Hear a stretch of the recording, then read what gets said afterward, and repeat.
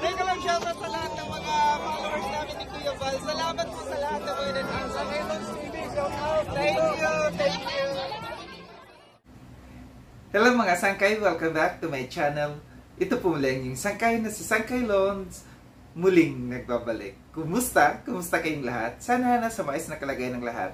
Mapadito sa Pilipinas or sa mga nasa ibang bansa, dobling ingat tayo, no? So, mega love shoutout sa inyong lahat. Sa Team Sangkay Original, Team Sangkay Sponsors, Team Kalingap, Kuya Val, at na Kalingap Rob, sa lahat ng aking mga followers, supporters, and subscribers, sa mga lolos, lolas, FWs, and PWDs. Mega love shoutout sa inyong lahat. And of course, I love you all. Ayan. Kumusta kayo, mga sangkay? So, ngayong araw na ito, gagawa ko ng reaction video. Ito'y patungkol sa kay Ma'am Luz at saka kay Boogie, no? Medyo matagal-tagal din tayong hindi nakapagawa ng reaction patungkol dito sa magnanay na ito, no? Meron akong nakuhang video clips. Napanood ko ito na video sa kay Professor Dudes Petesa. Sa mga hindi pa nakapag-subscribe kay Professor Dudes Petesa, subscribe nyo na po siya. Then kung gusto niyo na mapanood ng buo itong video na ito, puntahan nyo po ang kanyang YouTube channel. So credit dito kay Professor Dudes Petesa, dito sa video clips na aking kinuha sa kanya, ipapapanood ko sa inyo din after natin na mapanood.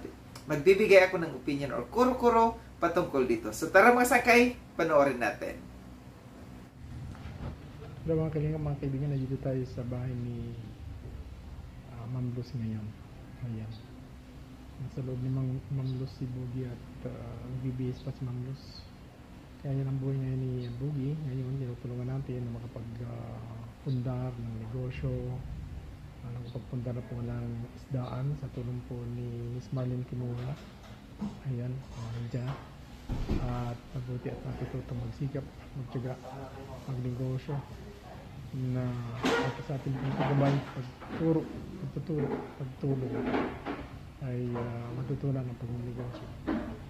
Bigyan po natin ng kaunting halaga para sa bigas, makapagpunta ng para sa bigasang bayan dito sa bahay nila, at kaunting tinda, mga laruan at candy para sa mga bata. No? Yan po ang buhay ni Boogie ngayon, at nandito si Ma'am Luz. Yan. Hello Ate Luz, kumusta? Ayan, yan. Mainit pa yan. Kumain ka na. Ano dito? So yun mga sangkay, atin napanood nyo yung video clips na aking kinuha mula doon sa video ni Professor Dudes Petesa. Muli, credit dito kay Professor Dudes Petesa. Yun na nga mga sangkay, no, gaya ng aking sabi kanina na medyo matagal-tagal tayong hindi nakapag-reaction dito kay Ma'am Luz, no, wala tayong masyadong update. So ngayon, merong update. Makikita natin dito sa video na ito, no, na si Ma'am Luz medyo okay na ngayon. Okay na si Ma'am Luz sa kanyang pag-iisip. Kasi nung mga lately, no, ang ating balita sa kanya, ang napapanood natin sa kanya, nagkukulong. Madalas nagkukulong sa kanyang kwarto. Parang napapabayaan si Ma'am Luz. Ngayon, okay siya. Okay talaga si Ma'am Luz. Napakalaking bagay pag nandiyan si Boogie na nakaalalay kay Ma'am Luz kasi nagiging maganda ang takbo ng pag-iisip ni Ma'am Luz, no? Talagang si Boogie ang kanyang ang kanyang hinahanap. Malamang nag-iisip siya ng masyado pagka nawawala sa kanya si Boogie, no? And good news, no, na merong improvement din dito kay Boogie, no? Kasi dati nababash si Boogie, lalong-lalo na nung iniwan niya si Ma'am Luz, pumunta ng Manila kasama yung kanyang live-in partner na si Jezabel, no? Ngayon medyo matatag sila ngayong dalawa, no? Talagang matagal na ang kanilang pagsasama, sila pa rin talaga ngayon. So, maganda kasi nagtutulungan sila. At ang sinasabi kong good news kanina, no, yung marong nanghanap buhay si Boogie. Naghahanap buhay na siya. Binigyan siya ng puhunan ng isang sponsor para magtinda ng isda. So, yun, nagiging abala ngayon si Boogie, no, sa pagtitinda ng isda. Maganda talaga ito na merong hanap buhay si Boogie kasi yung kanyang hanap buhay kasi dati parang hindi ganun kalaki ang kanyang kinikita. Yung ang tawag doon, ng naarawan ang sweldo sa kanya, yung nagbubuhat ng mga palay. Maganda talaga yung ganito na meron kang sariling negosyo. Sarili mo yung oras mo, wala kang amo, no? So, maganda ito. Thank you sa nag-sponsor dito sa kanya, si Miss Marilyn Kimura yata yung kanyang sponsor dito na ipinapadaan kay Professor Dudes Pitesa. So, sabi nga ni Boogie, may silang dalawa ni Jessa, no, na nagtutulong dito sa kanilang isdaan. Madaling araw yata sila nagtitinda ng isda. Kasi yun yata yung araw na ay yung oras na mabenta.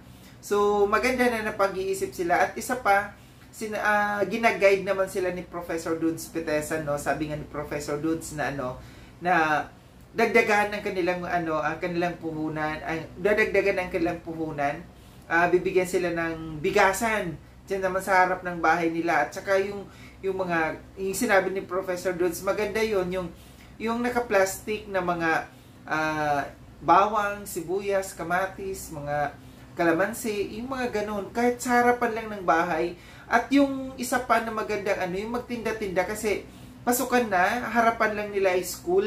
So yung mga bata, no, marami talagang bibili diyan pagka may pasok. So hindi mahihirapan dito si Boogie. Kailan lang talaga dito na may magga-guide sa kay Boogie kasi bata pa ang pag-iisip ni Boogie, hindi pa ganoon talaga ka-matured. So maganda na nandiyan si Professor Dudes na gumagabay at umaalalay sa kanila.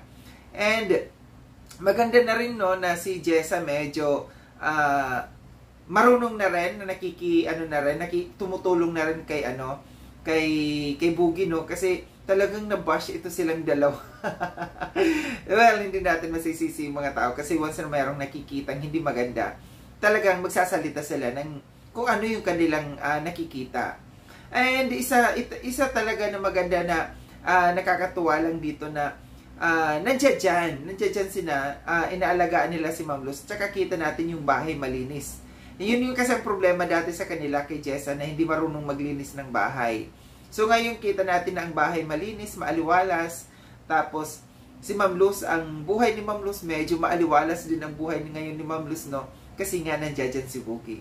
So ito lang yung aking reaction patungkol dito sa video na ito, no, na aking napanood, na maganda yung medyo smooth ang buhay ngayon ni Ma'am Luz, no. Tapos si Boogie medyo okay na rin ang kanilang buhay. Sana tuloy-tuloy lang at sana, no, mapalago ito ni Boogie yung kanyang hanap buhay para ganahan naman yung sponsor na nagbibigay sa kanya na sumuporta sa kanya. Maraming salamat mo mga sangkay, no, sa mga hindi pa nakapag-subscribe kay Sangkay Long. Subscribe nyo na po ako. Click yung notification bell para updated kayo sa lahat ng mga videos na aking gagawin. Like and share itong video na ito mga sangkay. Kita-kits tayo ulit sa susunod na video na aking gagawin. Ingat kayo sa ang dako ng mundo bang kinaroroon. Paalam na mga sangkay. Paalam.